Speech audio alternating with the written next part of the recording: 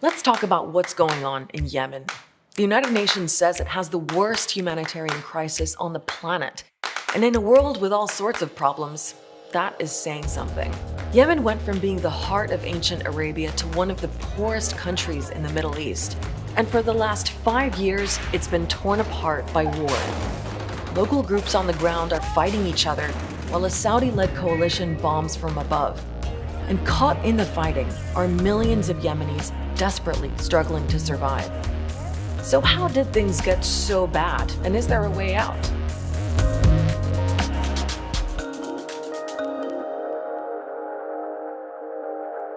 I'm Sandra Gottman, and this is Start Here, Al Jazeera's brand new show where we break down all of the big stories from the fast-paced and often confusing world of news. The first thing to know about the war in Yemen is that there's a lot of players, starting with this man, Ali Abdullah Saleh. He was Yemen's president for 20 years since 1990. This is a man who once compared ruling over Yemen to dancing on the heads of snakes. It's no wonder that during the Arab Spring of 2011, Yemenis rose up against Saleh in the hope that things might get better. But they didn't. And this is where the next big player comes in, Saudi Arabia. Saudi Arabia is the most influential member of a club of countries known as the Gulf Cooperation Council. And it was the GCC that oversaw negotiations to finally force Saleh out. The GCC's deal helped install a new government in Yemen and put Vice President Abdrabbu Mansur Hadi in charge. Yemen continued to suffer under President Hadi after the revolution. The initiatives that had come out of the revolution were brokered by Gulf powers who simply appeared to return the same old elites to power. So by 2014, some of Yemen's factions began to lose patience. One of them was the Houthis, another major player in this war. Now, the Houthis are a Shia Muslim minority from northern Yemen. They say they've been marginalized and often rebelled against the government. And during the Arab Spring, they were very involved in the uprisings against Saleh. But here's the twist. The Houthis and Saleh were both sidelined by the GCC's plans for Yemen's new government. So the former enemies joined forces. The Houthis, together with some of Saleh's allies still in the army, took over Yemen's capital Sana'a in 2014. Hadi fled to Saudi Arabia, and then the Saudis, along with several other countries, formed a coalition to return their man Hadi to power. And Saudi Arabia expressed three main war aims. It wanted to restore the government of President Hadi. It wanted to protect its own southern border and to prevent Yemen from fragmenting. And it wanted to contain the perceived growing influence of Iran in the region.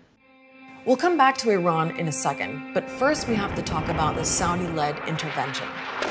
It was a campaign of relentless airstrikes. More than 19,000 attacks in the last 4 years, according to the latest reports. Saudi-led forces say they've been targeting the enemy, but rights groups accuse the coalition of bombing dozens of hospitals and schools, killing thousands of Yemeni civilians.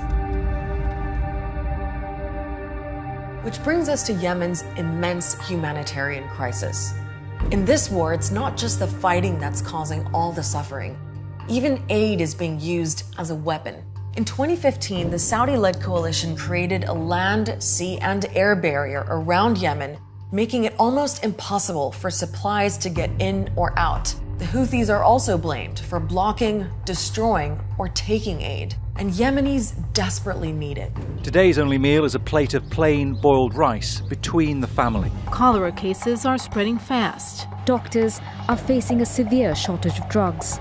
In a country of 29 million people, the UN says 24 million depend on some kind of humanitarian help. That's nearly the entire population of Australia. More than 11 million children in need of humanitarian aid, nearly every single Yemeni child. This is rapidly becoming the world's worst humanitarian disaster. Now let's get back to the war, because fighting is still going on, but the dynamics have changed. The Houthi and Saleh alliance we talked about earlier broke down in 2017 after they'd fought the Saudi-led forces for 3 years. In fact, Saleh switched sides on TV, saying he wanted to talk to the coalition. 2 days later, the Houthis killed him. Today, the Houthis still control Yemen's capital, Sana'a, and for now, they have an upper hand in the war. But Saudi Arabia thinks it's because they're getting help from Iran. Now, as the biggest Shia power in the region, Iran has openly supported the Houthis, but denies backing them militarily. But Saudi Arabia and others insist Iran does have a hand in the fighting. Recently, Saudi Arabia's oil facilities were attacked. The Houthis say they did it, but the coalition and its allies aren't buying it. It is clear, based on detailed exploitation conducted by Saudi, United States, and other international investigative teams, that the weapons used in the attack were Iranian-produced. So when people talk about Yemen being a proxy war, this is what they mean. It's the fact that two major rivals, Saudi Arabia and Iran, are backing opposite sides in a foreign war.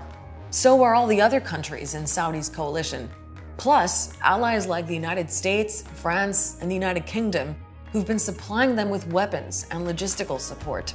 Not to mention all of Yemen's armed groups, including the Houthis, secessionist groups in the south, Al-Qaeda, and ISIL. When the war is over, the UN says they could all be liable for atrocities in Yemen. Certaines de ces violations sont susceptibles de constituer des crimes de guerre. So this is where we're at. A stalemate of finger-pointing and fighting by all of those different players, despite the UN's many attempts at peace deals and ceasefires. But as with any war, experts say diplomacy will be the only way to put an end to the nightmare in Yemen.